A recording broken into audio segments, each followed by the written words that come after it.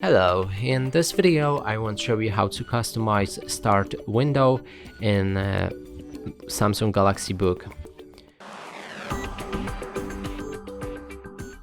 To do this, we'll need to open our start and go to the settings. Here find personalization, start, and now you'll be able to adjust the settings. So first one is show more tiles on start. When you activate it, you'll be able to find more tiles on the right.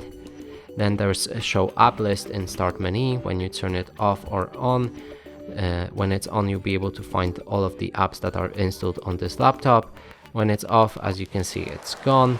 Then show recently added apps. When you activate it, you will get recently installed apps somewhere in the start. When you deactivate it, they'll be gone.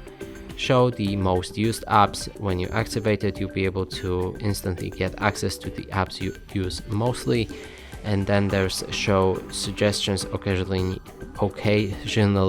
in the start, and when you activate it, you'll get the suggestions on your start, but I haven't got them, so I'm not sure how exactly this works.